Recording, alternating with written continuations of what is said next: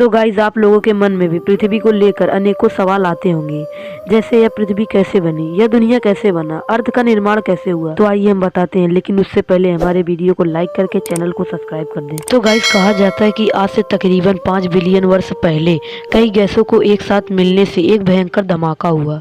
इस कारण बहुत ही बड़ा आग का गोला बना, जिसे आज हम सूर्य कहते हैं। तो गाइज धमाका इतना तेज था कि इसके आसपास चारों ओर धूल के कण फैल गई और फिर गुरुत्वाकर्षण बल के कारण यह कण छोटे छोटे पत्थर के टुकड़ों में बदल गई। कई वर्षों के बाद यह कण आपस में जुड़ने लगे। एक समय बाद सौर मंडल की उत्पत्ति हुई और इस प्रकार लाखों वर्षों के पश्चात गुरुत्वाकर्षण बल के कारण पत्थर और चट्टानें आपस में जुड़ने लगी। इस प्रकार धरती का जन्म एक आग के गोले के रूप में हो रहा था। वैज्ञानिक अवधारणा के मुताबिक 4.54 बिलियन वर्ष पहले पृथ्वी का तापमान 1200 डिग्री सेल्सियस था। ऐसे समय पर धरती पर केवल उबलता हुआ लावा और चट्टानें तथा जहरीली गैस हुआ करती थी। ऐसे में पृथ्वी पर जीवन का होना असंभव था। पृथ्वी की उत्पत्ति के दौरान थिया नाम का एक ग्रह धरती की ओर 50 किलोमीटर प्रति सेकंड की रफ्तार से बढ़ रहा था। यह रफ्तार बंदूक से चलाई गई गोली से 20 गुना अधिक थी। ऐसे में जब थिया ग्रह पृथ्वी की सतह से टकराया तो बहुत बड़ा धमाका हुआ, जिससे बहुत सारा कचरा धरती के बाहर निकला और साथ ही वह ग्रह धरती में समाहित हो गया। हजारों वर्षों के अंतराल के बाद धरती से निकला कचरा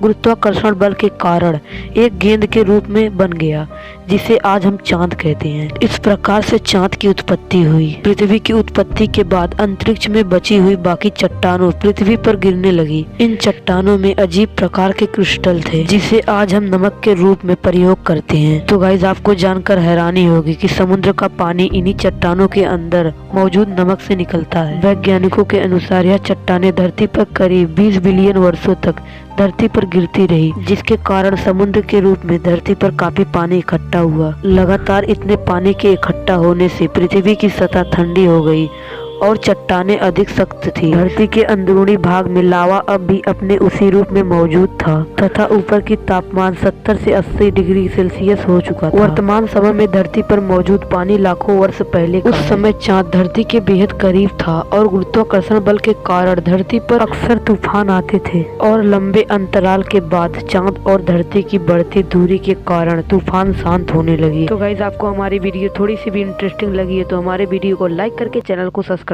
कर दें तथा अपने दोस्तों को शेयर भी करें।